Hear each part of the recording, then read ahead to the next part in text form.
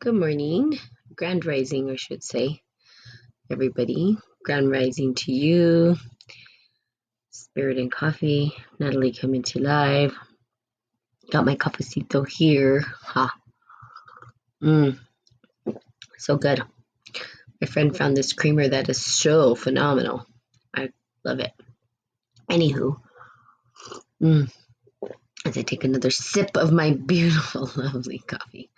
Okay, let's get started. So where we left off, last time, and this was a couple days ago, as Wednesday I didn't get on, but talking about healing sexual energy and what that means, and seems like a huge topic for individuals. I think people, I think because it's a very primal thing, I think it's because when we start to look at our natural instinct for survival, and to continue or to carry on our legacy, our DNA, that internally we want to procreate and expand. And we've even, if we looked back historically, we see these stories even in the Bible, right, where it's like go out and build tribes of individuals. Really, that, if we put it in simple terms, God said, go have a lot of sex and have a lot of children, and there you go. And it was for function. When we look historically at family sizes, they were huge, right? Back in the day, we had family sizes with 10, 15 children. That was not uncommon. And typically the children from these interconnections were there to help with the farm and the business or whatever it was with the family. But everybody pitched in, and it was like free slave labor. I mean, really, that's kind of what it was.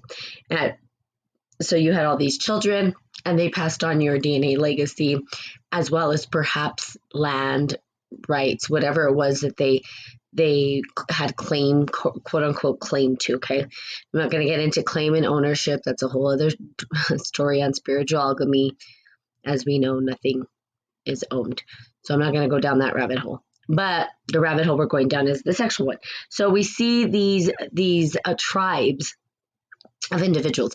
Then we start to see historically where they had men, right, more specifically, had all of these, good morning. I don't know what your name is, but I do know that you have a donut. Is that a donut? I think that's a donut. It looks like a donut. And every time I see your donut, Lou Rock, I see that your donut, good morning, is it just reminds me of like my coffee in the morning. So when I see your little emoji on there, I'm like, ooh, that goes nice with coffee. Anyway, that's what comes to mind. So cheers. Okay, so we're looking at the family size, and we're looking at this and handing down this legacy. We see that, and things have sort of changed in that respect and regard, right? We see that family sizes are starting to shrink, and for a cause, because it's too expensive to have children at this time anyway. But man sort of had these different things, and I've actually started to read a book because, of course, I nerd out, right? That's me. I nerd out to this stuff. So I want to understand it. I want to understand it from the esoteric, spiritual, alchemic part. How do we use sex in a way that's meaningful? How do we have the conversation? How do we find clarity within ourselves? How do we heal those parts of our internal self when it comes to sex? And so man had all these different wives, and in China and in Japan. And so what I'm reading about right now is the spiritual alchemy, sexual alchemy, based on this ancient teaching, which is not, I mean, it talks about the tantric, but it's not necessarily just the tantric. There's something else. They're called white tigress, right? The white tigress, and reading about who she is and what she symbolizes and represents in the sexual context, or the sexual alchemic context. Well, normally we see guys having multiple wives, right? Or, and when I was reading, it was like when we looked at Japan, right? They had geishas, they had all these different things. And in the book, it said, don't get it wrong, these women were not prostitutes. They were there for entertainment. They delve in the arts. They were educated. They understood how to maybe litigate and all these kind of really super important thing. So they held sort of, good morning, VQH. They held a place in society that was pretty awesome. And then they had concubines. But really what they were looking at, and they kind of talk about the different steps of how these men had these different wives. And some of them they didn't have sex with. Some of them they just took them in because they could afford to have them in almost like slaves, right? So right, wrong, good or bad, I'm not going to talk about that. However, this is how they sort of operated. Now, within that scope, they talk about the white tigress. The white tigress is, you would say, the woman's perspective on perhaps how a man had multiple wives. Now, the white tigress herself used sexual energy to revitalize herself into youth, right? To use that energy to stay youthful and immortal. And there was that understanding that if she could use the energy, harness it, that she could then be immortal. It's kind of crazy. And so looking at it, we're saying, well, how did this stuff get distorted? Like, well, a lot of it got repressed is what happened. We repressed this sexual talk all the time. It's always like, yeah, we're not going to talk about that. Like, it's bad. You're a sinner. You're going to burn in hell. Don't do it. Or if you're going to do it and you must do it, get married, and then you can have all the sex you want and go ahead. So, and then now, in certain religions, if you're with that one person, you don't cat lust or desire anything else. Well, okay. I mean, it sounds nice, right? It sounds like, yes, I'm being nice and I'm being loyal to one person. However, the reality is it really the case? Is that really what happens as humans? No, we have desires, we have lust, and it's part of our internal nature. Now, not everybody, right? Somebody's libido might be higher than others. We might have people who, are more into the food than into the sex or whatever, right? So we have all these quote unquote sins, which I can get into later. It's what sin is, not really what people think, where you're going to burn in hell, but basically going from one extremity to the other. So people suppressing that sexual energy, desire, and that lust. And what ends up happening is we have these hidden shadow things that happen. So there's this whole world, right, of things happening sexually I don't even know about. Like sometimes I'm like, wow, like I hear about it and it's happening and I'm going like, what? That's happening? Weird. We know about the distortion and the hurt, right? And the coercion of sex, which is not, this is personal opinion, not good, right? Where they take these children and good morning, Andrew, and they take these children and they coerce them into it and they groom them. That's not cool. That is not okay. But then we have adults who engage in, sorry, I'm not active. I'm buying some tires. Sorry, I'm not active. Tell me what you mean by that. I don't know what you mean by that. You're not like sexually active? So, and buying some tires, is that like a code or something? Good morning, Roberto. So we have the shadow side that I talked about, and that just kind of grows and grows and grows and grows. And it becomes this sort of distortion. So it's like honing in on what it means for us and having the dialogue. So how do we start to find clarity? Well, I don't know. Are you guys with partners? Are you with people? Right? If you're with individuals, then I think having that conversation about what it is that you need in order to utilize the energy. Now, here's the cool thing. You can take that energy and you can shift it and you can use it for something powerful. And I was reading up on this doctor. She's a sexologist, right? And spiritual alchemy. And looking at sexual alchemy. What does that even mean? And again, we go into the tantric, we go into the white tigers, that we go tigress, we go into all these different ways of utilizing sexual energy for this embodiment of this power.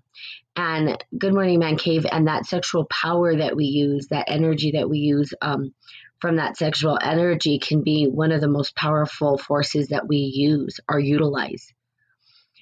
But we don't get taught how to do that, right? No, tell me, unless, any of my listeners out there want to talk about how they were told how to harness sexual energy and use it for something powerful. Or were they told to suppress it? It's a bad thing. Shame on you if you even have sexual desire. And you're going to burn in hell if you engage in it. Okay, that's a very Catholic way to look at it. But when we're talking about other maybe religions or practices of life, is it really? So how do we then take from, they call it like the Dantian, right? Breathing into that lower space and bringing up that energy into our solar plexus, all the way up to the heart, all the way up to the throat, to the third eye, and then expanding it beyond our own understanding. Think about orgasm, right? Or hitting climax. Now, when you hit climax, you don't use that energy when you're trying to, or when you know how to utilize the sexual energy and move it into something, a project that you're working on, something that you're trying to create, right? Like if you're a painter, or I don't know what you guys do, you guys could throw it out there, that you can use that energy toward something that you're creating. So really understanding that. Now we look at like the dark part of the sexual things. There, like I said, there are so many things happening behind the scenes in the dark that people don't know about.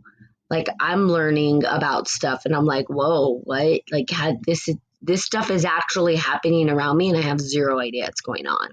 Like none at all. Right? So they have all these people engaging in understanding. I mean, there's things like bondage, and I don't even know. Like, honestly, not 100% up to speed on everything that's going on out there. Perhaps you guys know, you engage. I don't know. So you guys can totally share and tell me what it is that you're up to if you're so brave enough to say, or have you repressed that sexual energy inside of you? And now it's coming out as this distorted, weird shit. Yes, Spirit and Coffee. Okay, tell me, Man Cave, what do you have to share? Tell me what you have to share in terms of your, okay, well, let's talk about this. Who's repressing their sexual energy?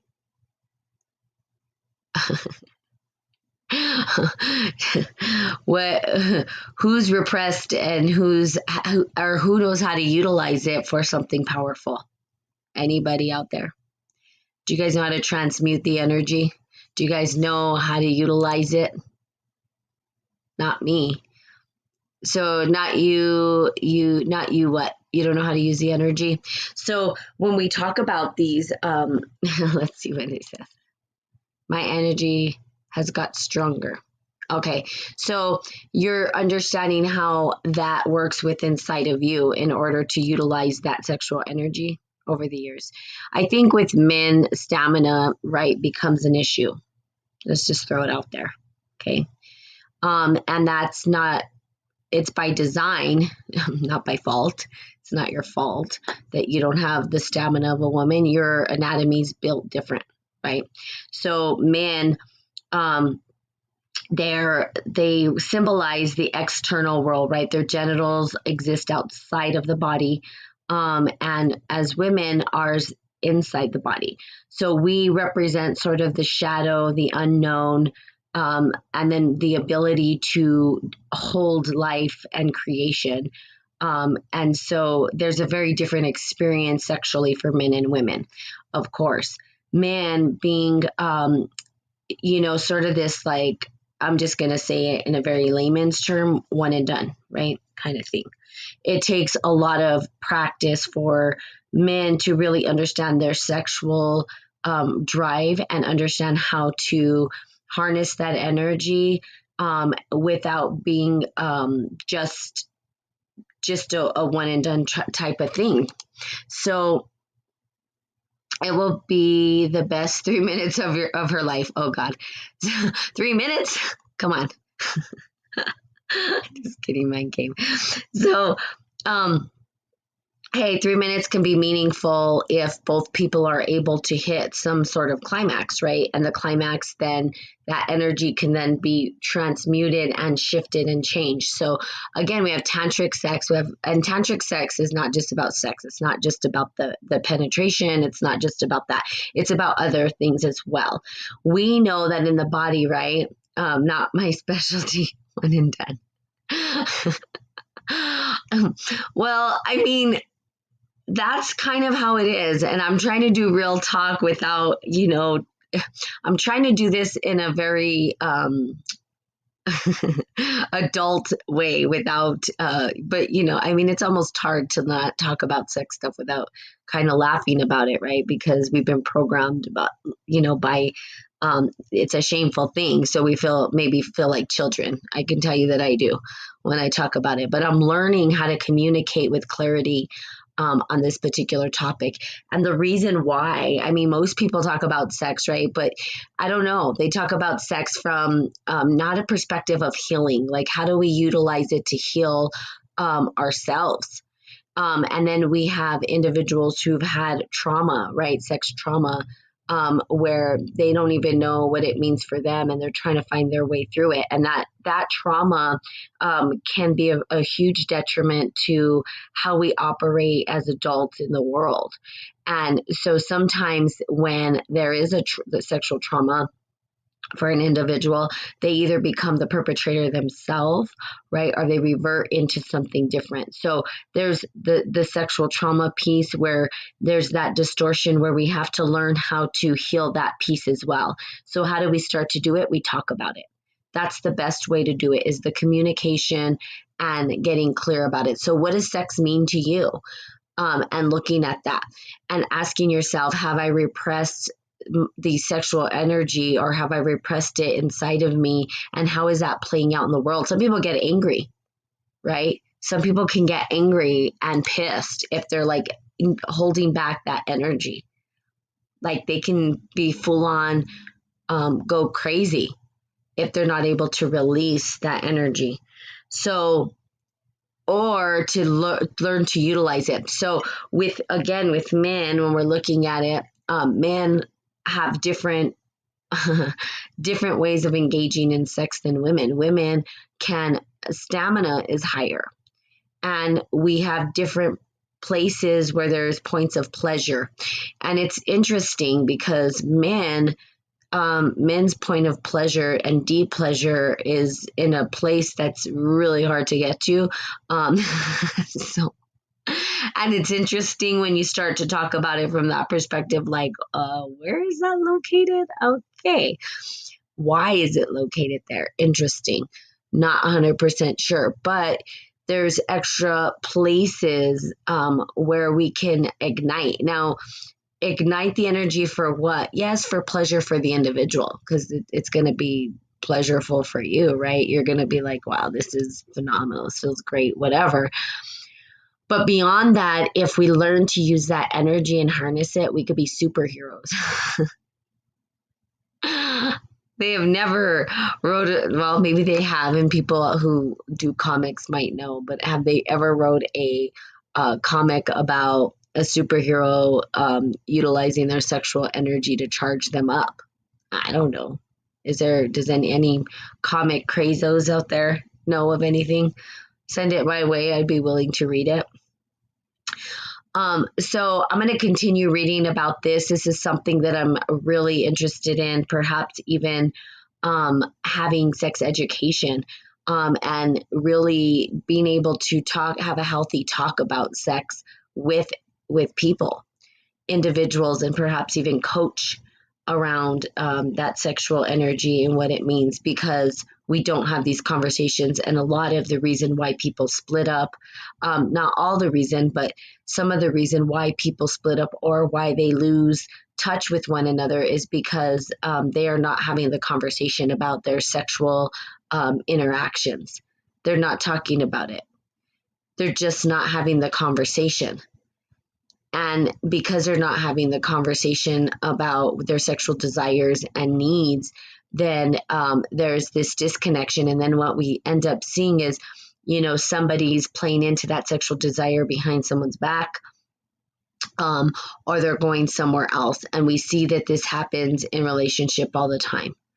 So having a healthy conversation about it, if you're in relationship, is really critical as well. Could save a marriage, right? It could save a marriage to sit there and talk about what's going on sexually with you. What is it that you desire? What is it you need? Now, I'm not saying that individual can play into that, because some people, they have limits.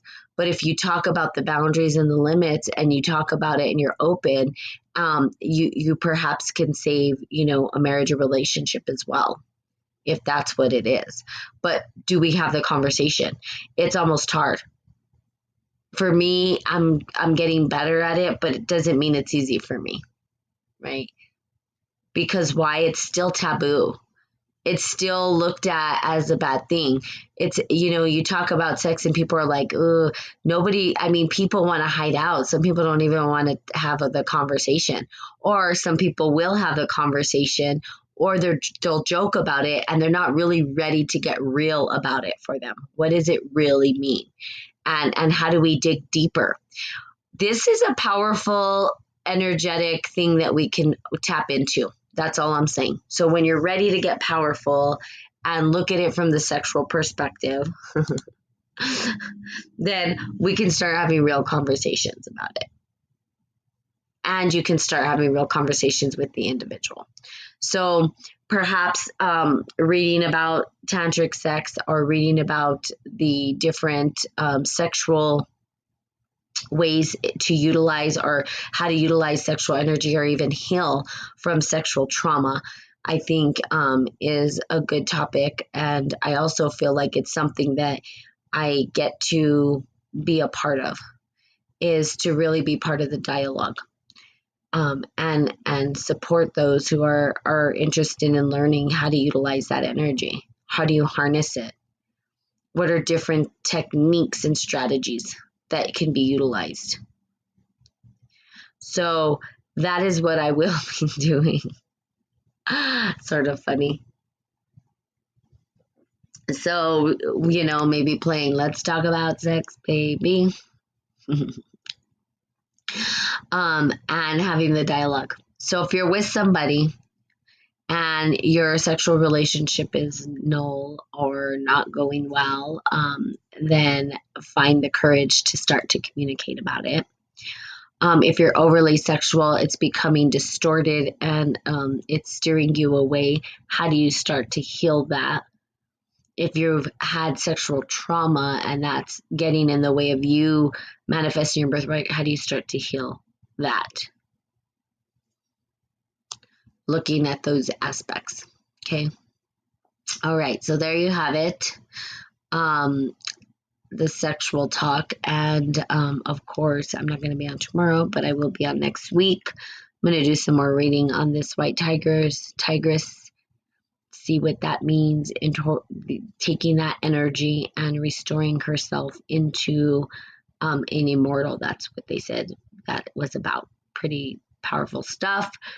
And how she utilized different individuals, how she had a person that she worked with to open up the space of that sexual energy, and she had another one who can keep up with her stamina. So maybe like a wiser one and a young, fun one, or something like that.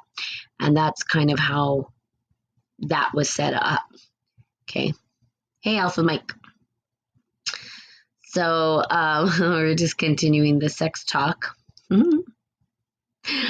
Talking about the white tigress. And white tigress, being maybe the I mean, that's maybe where what is it? A cougar comes from, right? Could come from this white tigress where, she's a powerful woman. She's able to harness her sexual energy, and she's able to utilize it to restore youth back to herself. You know what I mean? Pretty powerful stuff. So we will continue on. He's like, hey, whatever you guys think. I love to hear from you guys about what's going on sexually for you. But like I said, there's so many different things, some of them being very shadow, very distorted, some being very how do we not be so attached, and I think that's a big part of it is the attachment, right? People have sexual relations, become attached, and expect an individual to be one way, which is why monogamy to me seems like something that is not. I mean, y'all can talk and say what you feel about monogamy. I don't really know that it exists. I just, like I said, my opinion about it is that it doesn't. But does it? I don't know. Have you ever heard of someone who was completely monogamous? And if so, were they really monogamous? Do we really know? And was it a total monogamous relationship or both? Because I think, okay, wait, answer this question. Maybe Alpha Mike, you can answer. I don't know what your thoughts are on monogamy. What do you believe in? You want to share?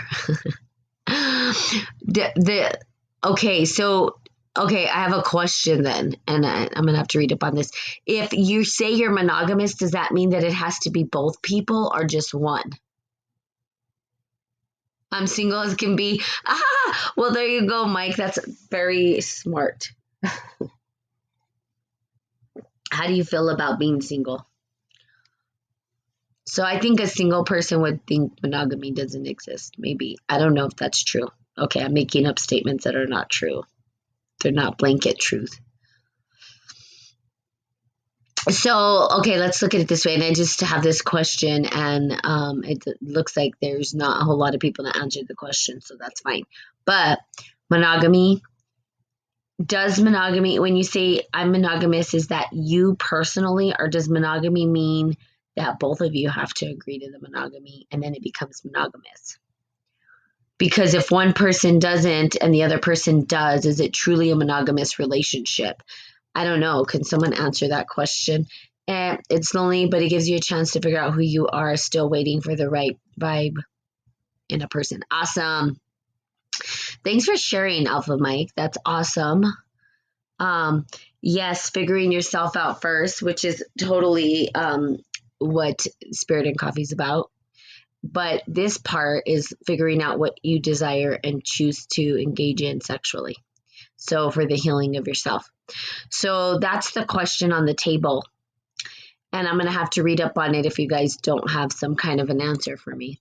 Because so when we talk about monogamy, is it a two-part thing? Like, do both people have to totally be monogamous together for it to be called monogamy? Because what if one believes in monogamy, but the other doesn't? And then they go off and do something. Then that's not being monogamous, right? Is there truly a couple of individuals who come together, totally believe in monogamy, and they stay together and they only with each other? I feel most people today get in relationships just to get into them, like it's a mandatory life thing or something. Yeah, I do too. That's why I don't know about relationships. Relationships to me seem like maybe a trap or a chains. I don't know. I mean, I have these different thought patterns. Like, yeah, relationships are not easy. It's more than a full-time job anymore. And you don't get paid for it. I'm sorry, that's terrible. We're people like with relationships are like, we're not listening to Natalie anymore. It takes work, sacrifice. It does. So I'm guessing that you're in a relationship. Let's see what else to say here. Is sex a payment? Could be. I think people thought of it as payment for in the past, right? I'm divorced now. Okay. So, sorry for the divorce. I think I don't know if that was a good thing for you or I'm sure it was hard. I think divorce is always hard for people, but um, not sure if that was hard. But again, let's see what just said here. It was the best. Very toxic. See, I don't know, man. It's hard. I don't hear any good feedback from relationships. I mean, I do when there are some relationships that are good, but guess what? They're very open in communication and they're very open about the everything. There's this natural communication, there's authenticity, there's nothing held back. There's this openness to communicate and talk, especially about sexual relations, which is what this is about, right? This is not about finance. We can make it about finance and other things, but sexual.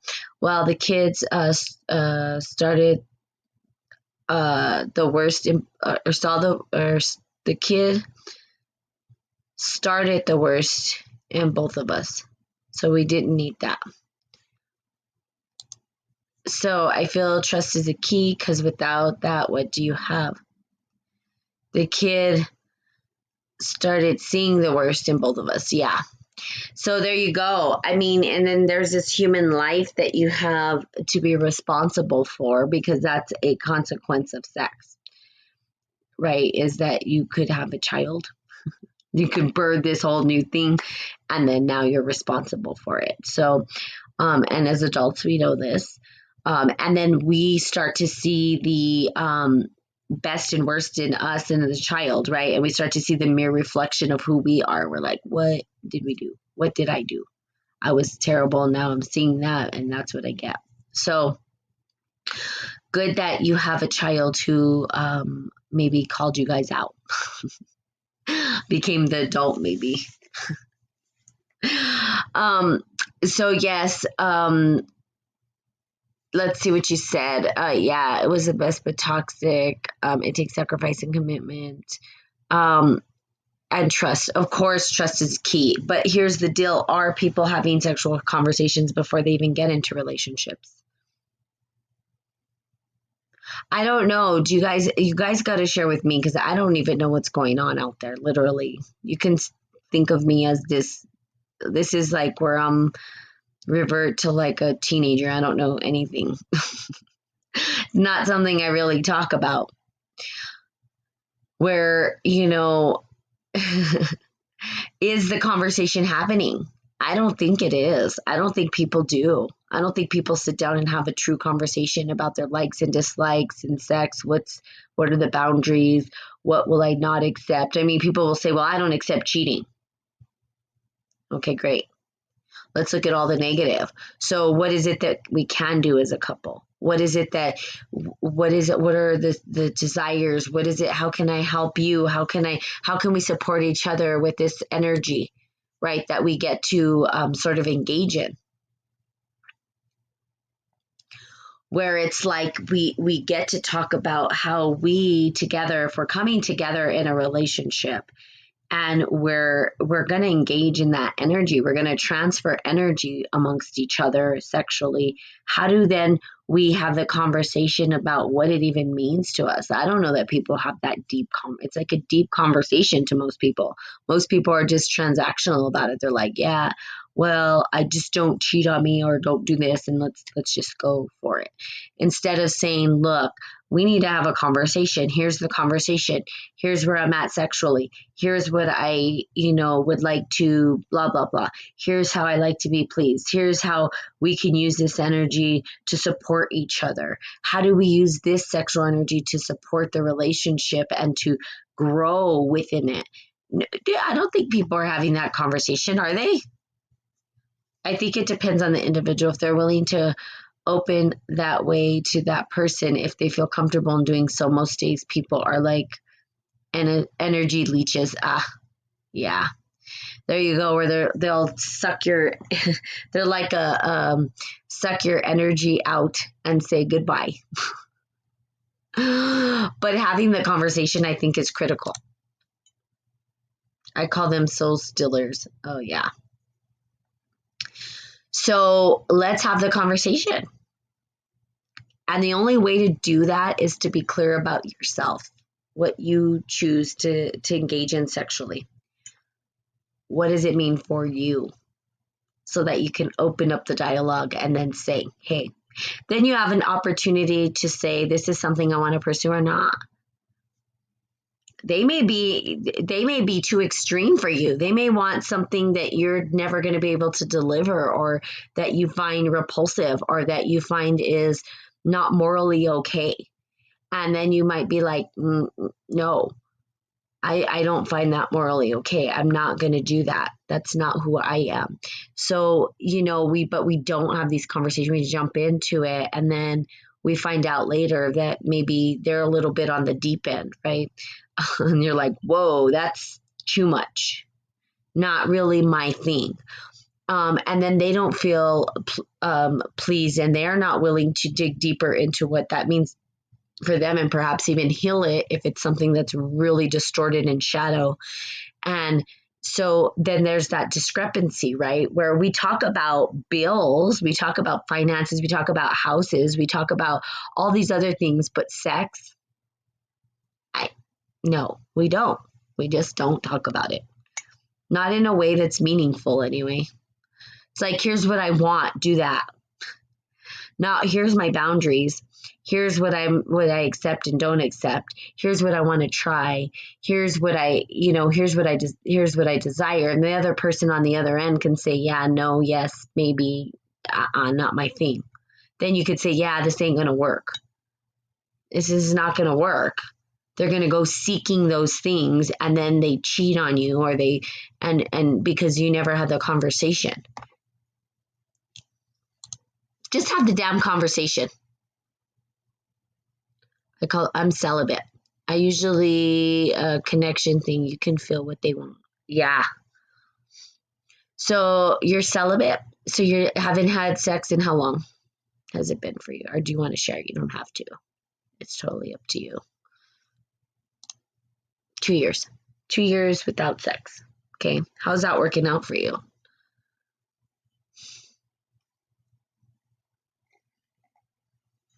Is the repressed energy good? It's great. Okay. So you're able to sort of harness that energy in other ways, I'm imagining. Because suppressed sexual energy could eventually come out in some pretty weird ways. Let's see. Sex isn't everything, especially being married for 8 years. Got it. So there's a repression of sexual energy, or is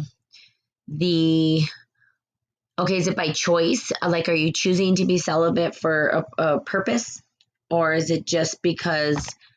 Tell me what the reasoning is behind it. Yes, by choice. Okay, cool.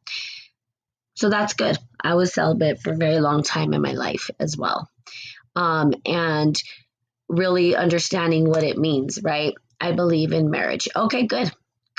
And that's your belief. So you believe in the marriage piece. Now, again, spirit and coffee, accepting of all, not right, wrong, good or bad.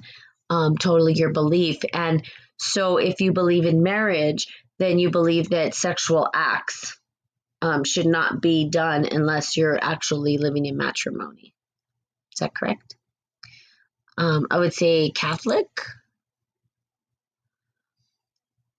Okay, so then you have this one partner, this one thing. Okay, so do you believe Christian? Okay, good. So do you believe in, I see your thing says Jesus. I just saw it. Okay. Good. And I'm glad you're sharing, because this helps me to understand, engage other people's ideas. So do you believe in monogamy? Is that part of your belief system? Because I'm having a hard time with that one. I'm not saying I don't believe it. I'm just saying I don't see it happening. That's really more than anything is why I say, can I believe in something that's not, I don't really see happening. I mean, I can say I have faith that people might choose to be monogamous one day, but is it a thing? I did it for 11 years. Okay, so I have a question then for you, and I hope you don't mind me asking, but did any one of you cheat on each other? Was there any of that happening, or do you know? She did. Okay. See, so this is where the real talk comes in from these conversations is somebody, and I talked about this the other day, somebody ends up cheating. I mean, it just seems like that with I don't know one relationship where one other person didn't cheat. So is that really monogamy? Can't be, because it has to be a mutual thing. Monogamy has to be a consent between two people. You can't say one person's monogamous and the other isn't, and that's a monogamous relationship. That's not a monogamous relationship. That's a one person's monogamous and the other's not. Right or wrong? Am I thinking about this incorrectly? And let's see, and he played her and she tried to come back to me. Got it. So again, we sometimes they think the grass is greener on the other side, but here's the deal. And I don't know if this is going to be hard to hear. I don't know how long you've been divorced, but she was probably seeking sexual pleasure somewhere. Women have a high sexual drive. And I'm not saying men don't, but they tend to, if people cheat, it's usually sexually. There can be emotional cheating, I guess, where you go to another individual and you start to have these emotional connections, but it usually leads up to sexual connection. Nah, she thought someone could be better than me. Okay.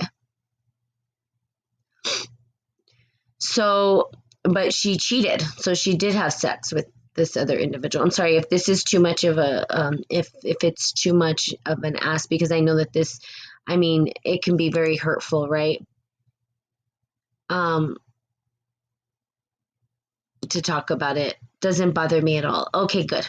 Glad. Thank you for sharing, though. I appreciate you trusting us here and opening up and giving us some insight, because I think it's important.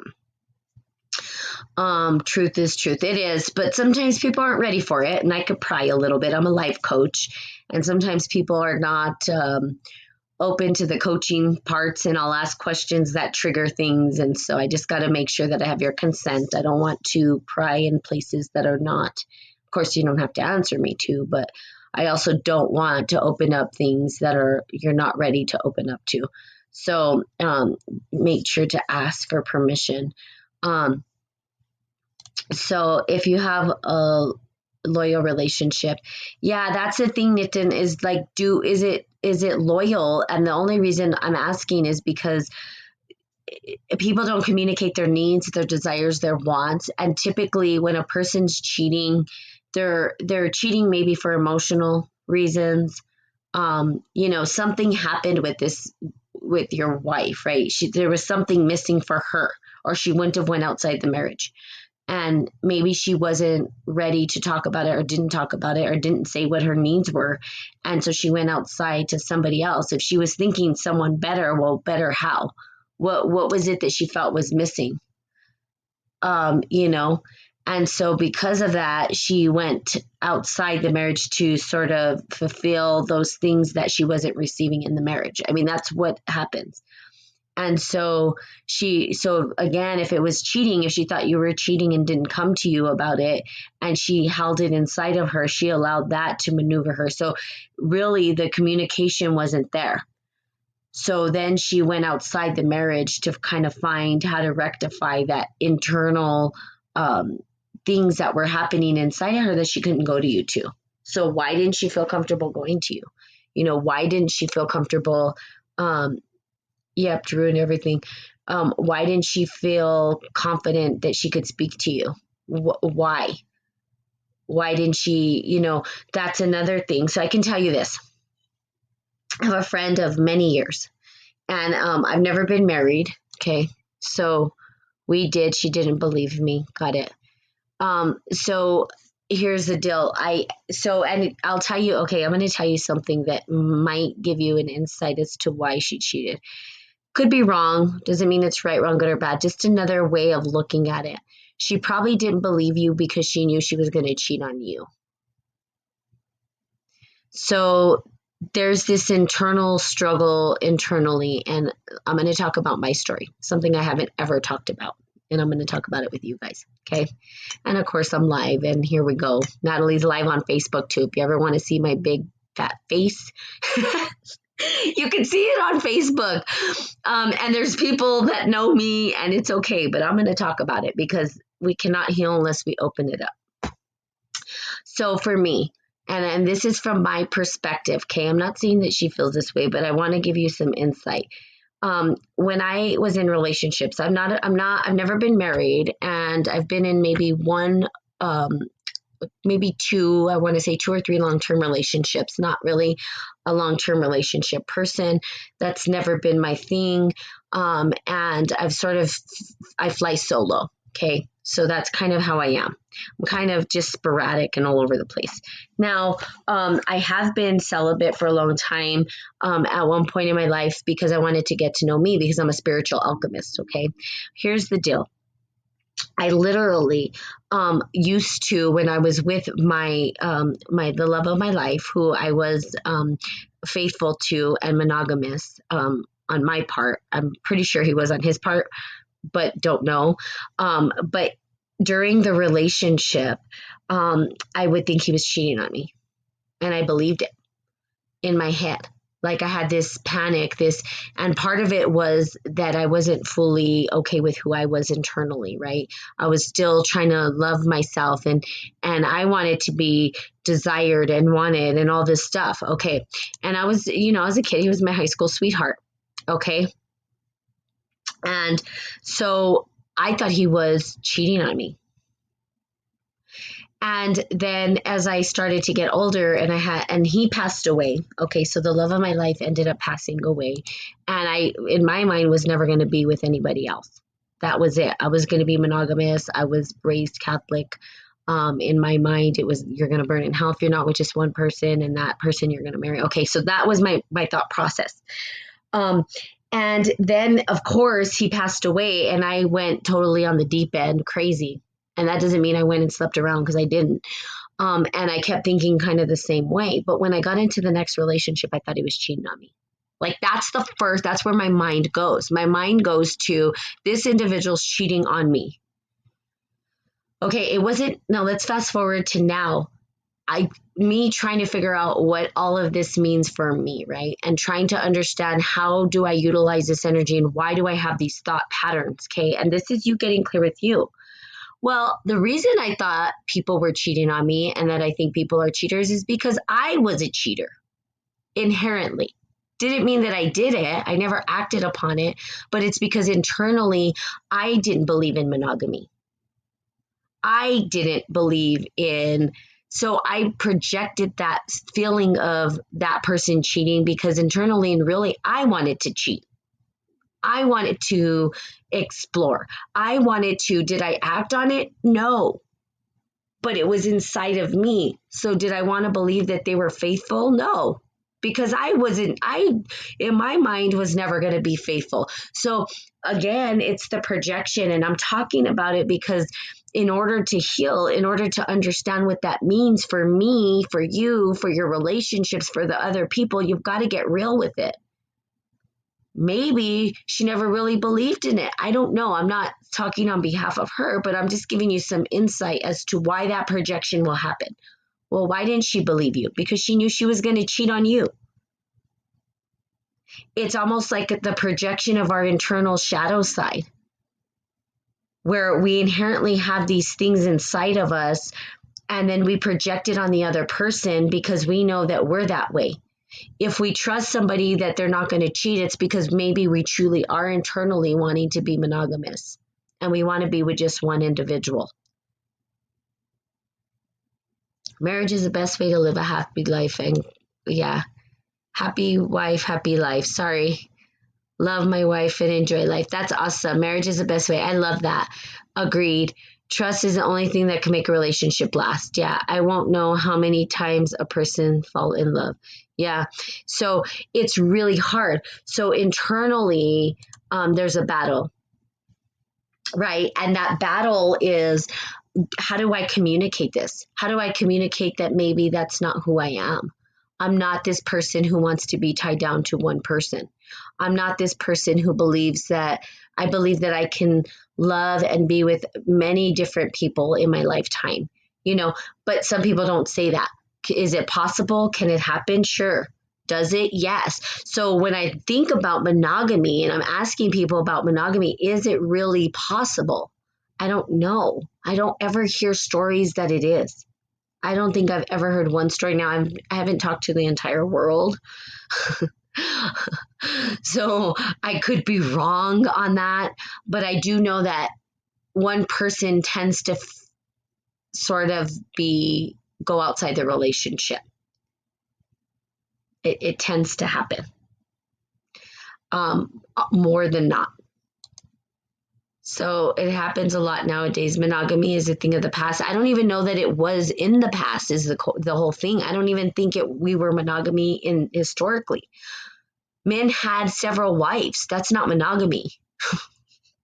Monogamy means two people come to, okay, the best way that I could say it is monogamy is penguins are the best representation of monogamy. They have both. Not just one person is monogamous. They are both, or one animal is, they are both true to each other for life. They don't go seeking outside the relationship. This is inherently who they are, or what they are internally. Penguins, they literally will search and they'll die. If they don't have their partner, they die. Okay, yes, so you're saying they love each other, but does that mean that they haven't cheated on each other?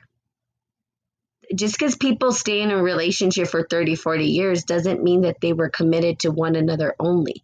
That is the whole thing that I'm getting at. Yeah, see, you don't know that information. It's just, okay, it's really hard and I don't want to put a damper on it. I'm just saying I don't see it happening. I don't. Peacock, do you really love Peacock? Yeah. I wouldn't even, of course you wouldn't ask. Of course you wouldn't ask. You wouldn't go ask them, right? But the question is on the table. Because we don't communicate maybe what we need and desire and want and really know it fully. So I think it's a possibility if two people believed in monogamy fully and came in together and they had the sexual talk and what it was for them. I would just assume how they act. No, they are cheaters. Yeah, and perhaps they're not, but I don't know of any stories. Somebody give me a story. Someone tell me. I've looked. I don't know. I could probably go to all ends of the earth and just tell you that I don't know that there's a person that met this person and these two people came together and they were only with each other and that was it for the rest of their life. And that they didn't sleep with anybody else. They were never with anybody else. They were only with each other. Because I think I have to look at the definition of monogamy, I guess. If you love somebody deeply, cheating shouldn't be an option.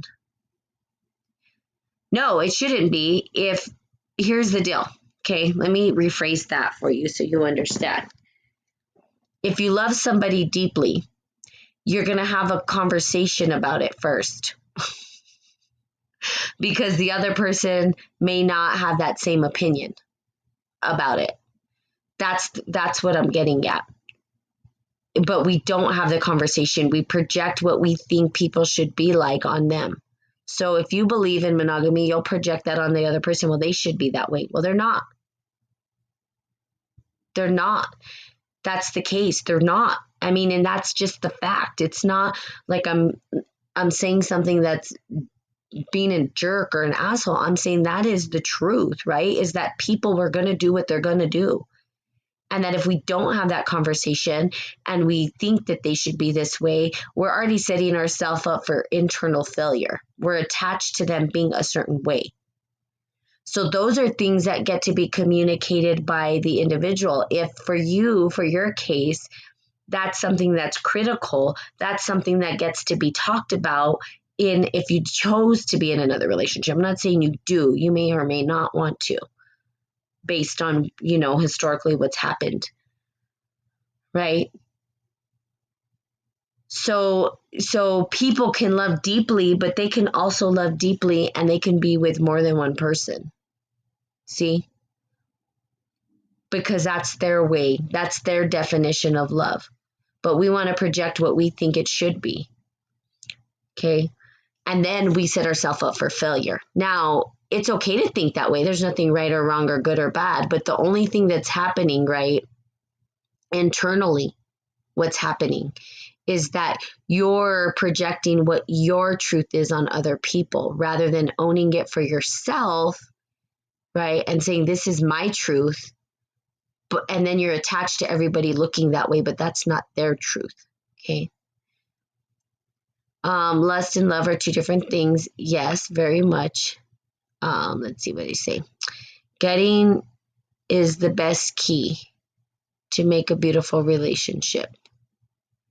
Caring. Oh, caring. Yes, that's lust. Those are desires of the flesh, not spirituality. Okay, but here's the deal. When we're talking about spirituality, I know you're very, very, very, very connected into your spirituality and wanting it to look the way that you think it is, but people use sex as a spiritual alchemic process historically. So if somebody knows who they are internally, spiritually, let's just look at, if you just go back in history, there are individuals who have several partners and they're using that energy for spiritual reasons and practices and not for lust and desire, but to transmute the energy. See, we don't even know how to use it that way. There's this power behind sex that we don't even understand. That's what I'm getting at. We don't know how to use it. We haven't been taught how to use it. We don't understand what it means. Okay? We don't understand. And yes, people can be so satisfied while engaging in some tantric sex and stuff like that. So that's what I'm talking about. But there's internal sexual things that need to be healed inside of us, internally. And until we overcome that, we ourselves cannot use that energy in a way that's meaningful. In other words, they didn't come up with tantric sex to go out and have sex with everybody. That's not what it's about. It's about harnessing that energy and utilizing it for the greater good. Marriages don't do that either. Marriages just say, okay, now I'm married, now it's an excuse to satisfy myself and be lustful too. I love the person, but I'm still getting pleasure out of it, climaxing and releasing that energy, however I'm releasing it. It's not even clear. People don't set sexual intentions. When you're with a partner, do you say, we're going to redirect this energy into building our business, or we're going to redirect this energy into creating a legacy? No, they just have the act of sex because it feels good.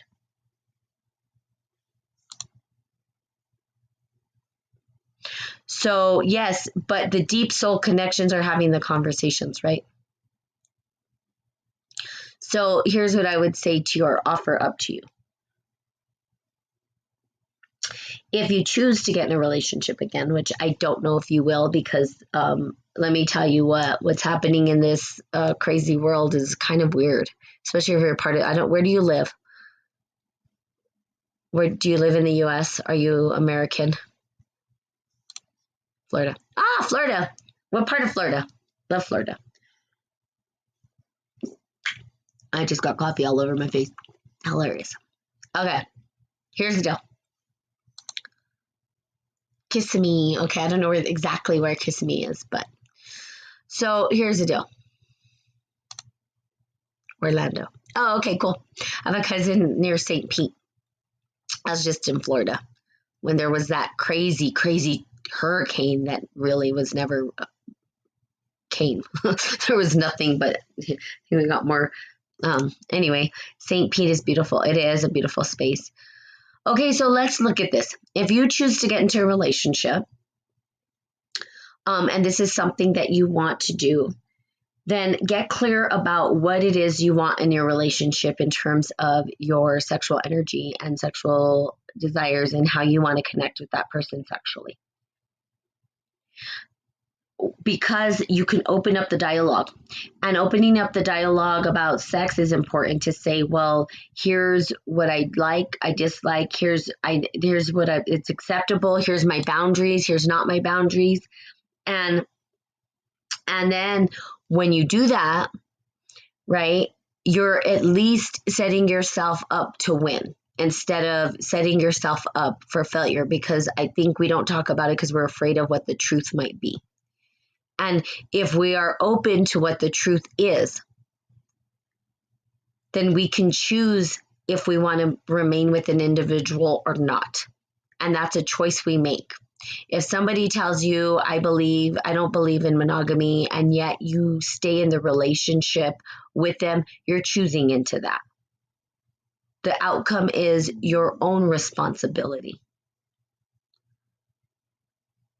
If they lie to you about it, that's on them, right? If they say, yes, I am, but they're really not.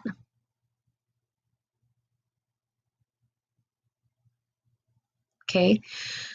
So looking at it and really connecting in with that, knowing yourself, right? Know thyself, know what you need for your relationship and what's important to you, not to me. What's important to me ain't important to you. Trust me, it's probably two different things. Everybody has their own way. But if it's important to you, that you're clear about it and that you can connect with that person and you can let them know fully. Okay? That's what I would offer up for you. I have with the new girl I was talking to, and she loved it. Nothing till marriage. But most women don't want to hear that anymore. Okay. Well, there you go. You know your boundaries. Your boundaries are not until marriage.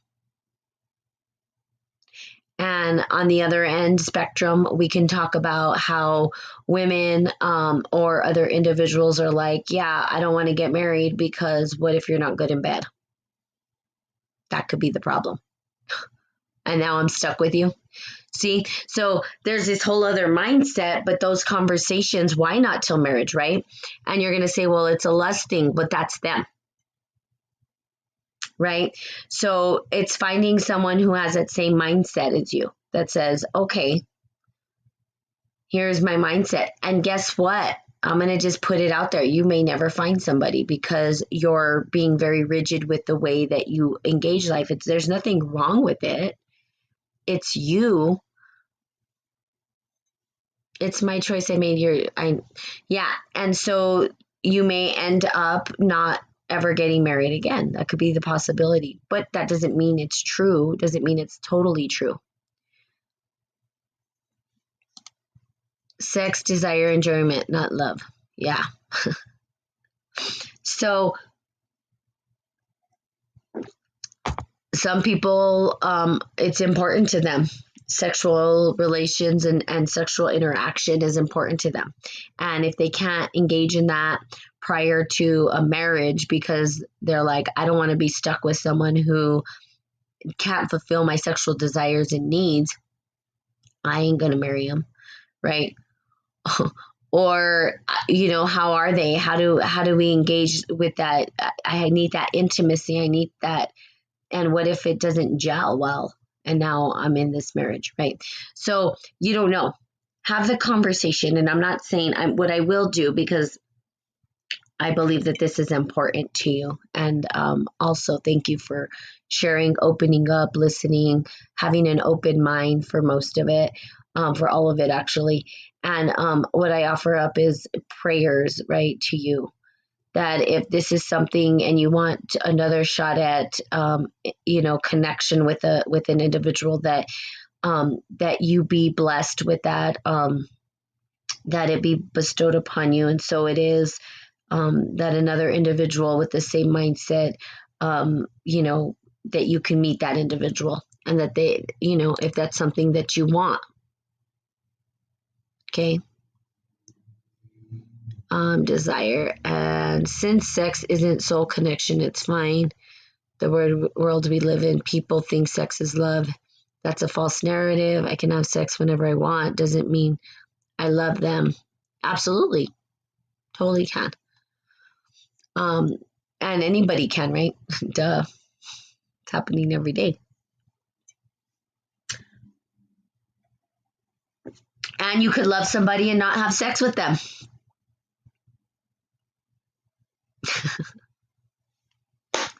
Right? That's another thing. So we can flip it and reverse it. We say, well, we have sex, but there's no love. Yeah, but we can have love and there's no sex.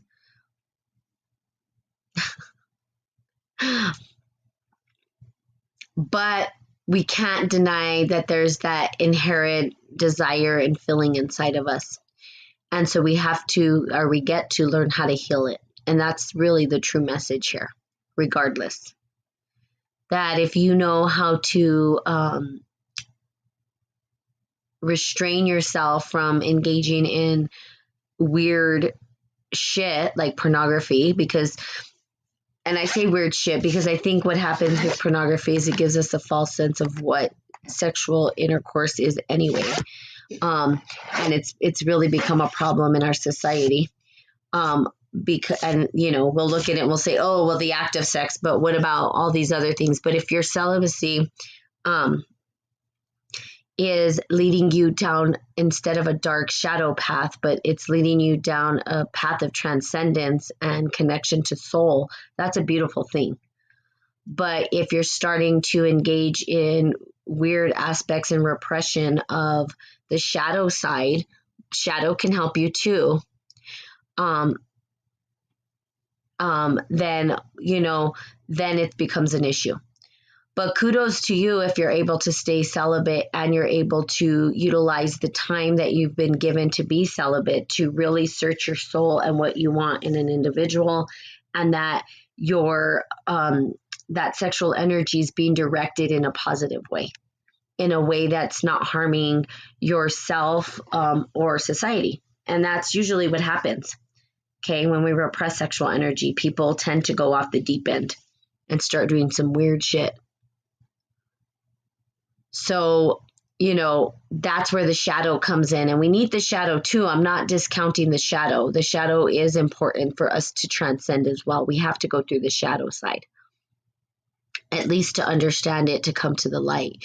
So, really looking at that. So if you are celibate and you're doing it and you're utilizing that energy and you know how to recharge yourself to connect to soul, to connect to God, to Christ, whatever that is for you, then kudos to you.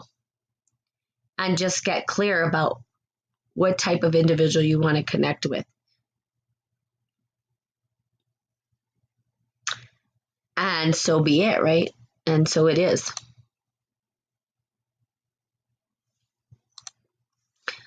But if you are starting to repress it and it's starting to come out into the shadow side, then that's something that you're going to have to really look at. Because you're saying, oh, it has to be this way before marriage, but before you know it, you're watching porn and you're looking at these images that are distorted and you're just setting yourself up to fail. And go down another path of shadow, rather than finding a partner that's willing to explore and connect with you in that way, right? Without the marriage piece. So there's a bunch of different ways, but if it's a must and it's that rigid, as long as it's not harming you and others, perfectly fine. I think when you're finished your sex after that, if love each other, that is love. Okay, absolutely. So there you have it. Yeah. And sometimes it happens that way. And sometimes it does. And sometimes it doesn't. So there you have it. I love talking about this. We're going to talk about it more. I'll have some more information, but I do know that there are a lot of individuals who believe that you need to have marriage to have sex, and that's okay. Nothing right, wrong, good, or bad, as long as it's not, again, harming yourself or others. As long as you're not creating your own suffering to the point that it becomes a detriment to society and yourself. Okay, so there you go. I'm